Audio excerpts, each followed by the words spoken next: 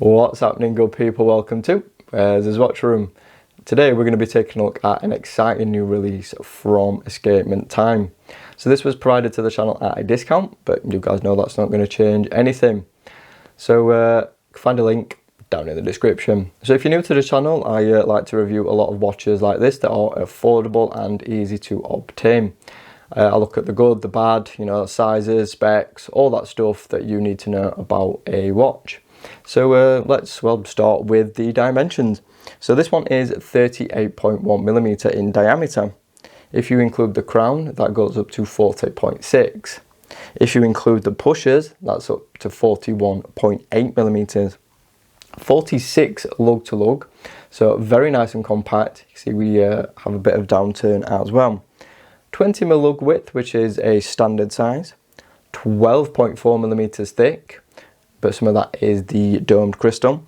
And finally the crown is 6.6mm. The case is stainless steel. We have a domed sapphire crystal, but you can see there is no AR really on that. You can see it blows out quite bad under studio light, but outdoors it's not too bad. So this studio light, is quite harsh and quite bright. So yeah, it's definitely more legible outside than it is under studio lighting.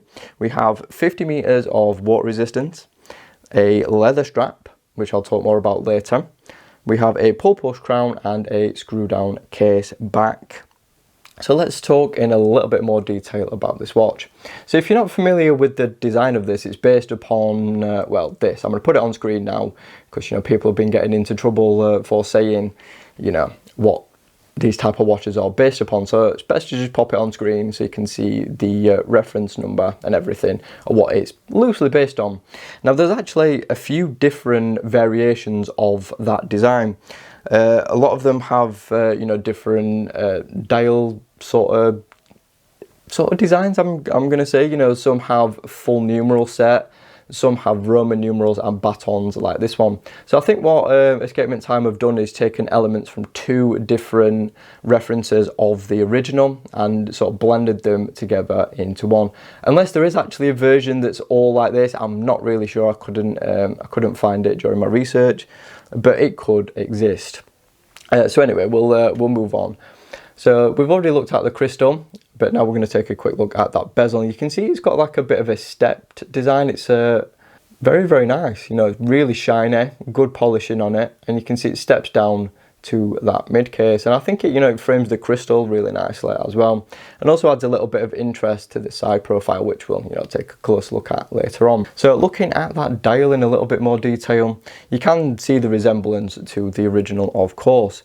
So around the outer perimeter we've got a tachymeter scale.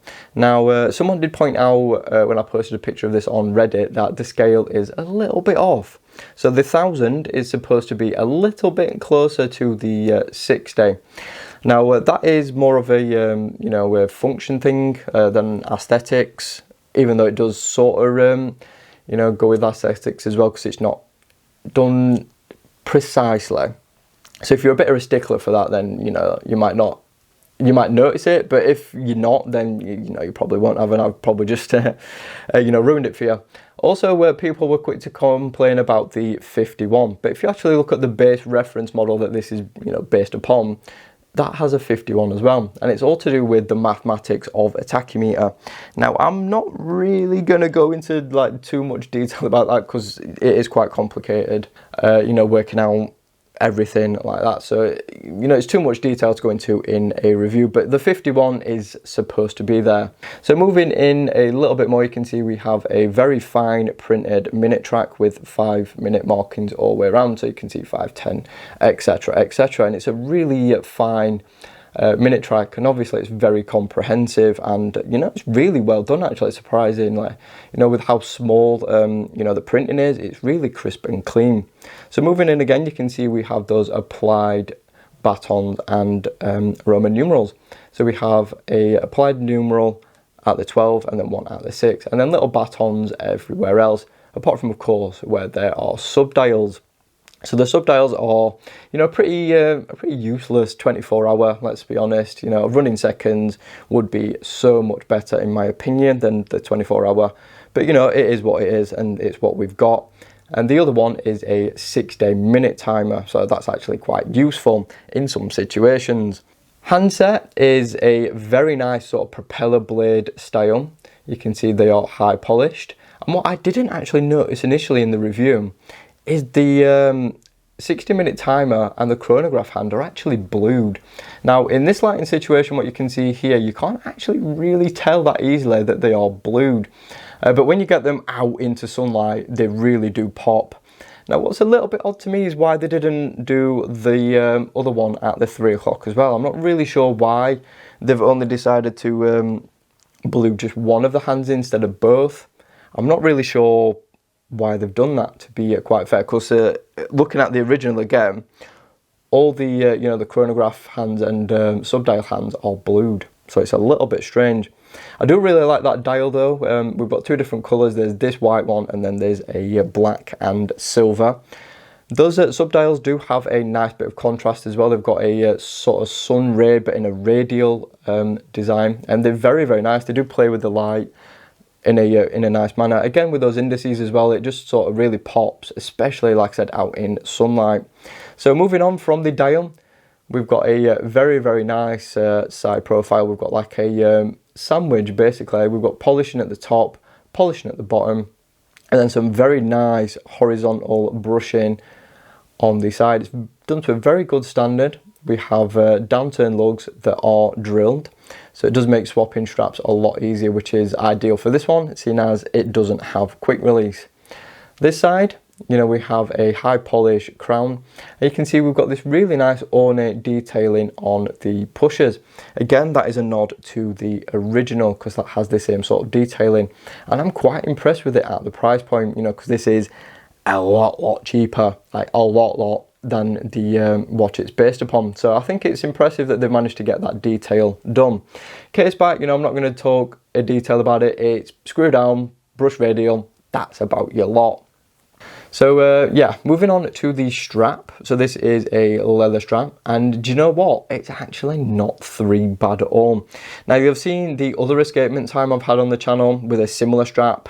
That one wasn't very good. I also had a Sam Martin with a very similar style strap. That wasn't very good either, but I'm happy to say that this one is so much better. It's a lot softer, you know, it's a lot more supple. There's a lot more pliableness to it, if that's even a word. Nicely cut adjustment holes, good stitching, you know, nice soft leather inner. It's very, very nice. I just wish, you know, quick release is always better, but you know, those drilled lugs do help with that. This side, you know, we've just got a pretty cookie cutter polished buckle.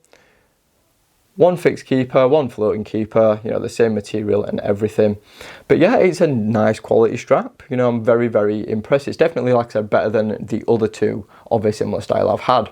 So what we're going to do now, guys, is pop this on wrist and, you know, we're going to see what it wears like. So there it is on my slender wrist. And you know what? I really like how it wears. You know, I love the sort of almost vintage dimensions, especially on the like lug to lug. It's, you know, it's nice and compact. The diameter, you know, I think again, you know, 38mm, it's a nice size. I mean, vintage would probably be more like 36, but it's still got a really nice vintage look to it. It's you know, nice and compact. It's going to fit a lot of wrist sizes. So, you know, if you've got a wrist size similar to mine or even smaller, then this is probably going to fit you absolutely fine. So you're going to have no issues whatsoever, especially, you know, like I said, that compact lug to lug. Taking a look at, you know, the profile, you can see we've got those downturn lugs, but they do tend to sit a little bit above my wrist. You can just see there, you know, there is a little bit of a gap. And I think it's because the lugs are vintage style and so slender as well, that they do tend to protrude a bit above wrist. So it's a little bit strange, to be fair. Taking a look at the strap, you know, conforms really nice and comfortable. I'm on the last adjustment hole, so if you do have slimmer wrist than myself, then you are going to have to opt for a third party strap, unfortunately, which is a shame because it's actually not a bad strap at all. But yeah, if you've got slimmer wrists, you are going to need something else. You guys with thicker wrists, you're going to be absolutely fine. But comfort, you know, it's lightweight, no issues with how it wears at all. And yeah, it's definitely a good everyday wear if, you know, you want this sort of style of watch to wear every day. So now we're going to move on to actually the movement. So this is powered by a Seiko VK64. So that has a 3-year battery life, negative to plus 20 seconds per month. It uses a SR936SW battery, and yeah, it is a sweeping mecha quartz. So like I said in the earlier part of this review, I wish they'd have like opted for a different movement that had some sort of movement on the dial, because as you can see now, it's very, very static. You know, there's not really a deal happening. So it's kind of not got character in that way. You know, when you've got running seconds, it's at least got a little bit of interest from movement. Actually, getting this working though is very straightforward. Press the top push and you can see the chronograph springs into life. You can see it sweeping away. So when it makes one full pass round back to 12, the minute timer will elapse 1, and that'll, you know, obviously signify that a minute has passed. To stop it, you know, you press the top pusher again, bottom pusher flicks it back right into the middle. I do have a little bit of an alignment issue with mine. It does sit slightly to the left. Luckily though, you can realign the hands as well, but obviously, you know, you guys, I don't adjust watches or anything until after the review is completed, because obviously I want to show it how it actually came. So yes, there is a slight alignment issue. It's not drastic, but it can be fixed quite easily. So as for like in use and feel, it's great. We've got this like I said, that really nice ornate texture, and you know what, it actually does help with the grip a bit as well. Usually these, you know, these types of pushers are polished and they're a little bit slippery, but these ones with that little bit of design work, they've actually gotten a nice bit of grip to them as well, so it just makes them feel a little bit nicer. Also, you know, the push, you know, we've got a really nice satisfying click, you know, and everything just has a really solid feel to it. So let's pop out this crown and adjust the time, and with it being a Seiko, it's, you know, it's buttery smooth, guys. You know, you've probably had experience with these movements before, and you know, they're always really, really impressive. You know, I've never got one with a very, very serious fault, mainly just hand alignment issues, and that's about it. So as there's no loom, let's just jump straight into the verdict. So what do I think of this one? Well, as much as I love this watch, guys, the price point, especially in the UK, is killer. It's 141 quid with tax, and you know, to me, oh yeah, it is quite steep. I'm not gonna lie. You know, without tax, it's a bargain. But if you live in a heavy taxed place like the UK, then you know you are going to be paying a premium for it. Is it worth it though? I mean, for us, it's a hard sell. You know, 140 quid is quite a lot of money to you know, shell out for a watch like this. I'm going to say the pricing is fair. I'm not going to be like brutal with it. You know, I think it's a little bit expensive, but I think it's fair, obviously, given taxes. If we could take tax off the table, like I said, it's an absolute steal.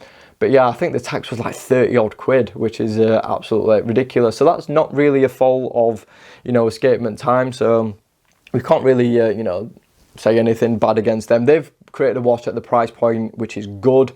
We just get heavily taxed. So that sort of spoils it a little bit. If you don't get heavily taxed, then, you know, you're laughing. Prices on screen, you know, you've seen. It is very, very affordable without taxes. So yeah, us guys in the UK, you know, we get, you know, a little bit shafted. Everywhere else that have got less taxes or no tax at all, then, you know, it's a cracking watch for a really good price. Thanks for watching, guys. Have a good one. If you want to see more content on the channel, click the links you can see right now. Like the video if you enjoyed it. Hit that bell so you don't miss any future content. And of course, feel free to subscribe if you want to stay in touch with the channel. Thanks very much. Have a good one.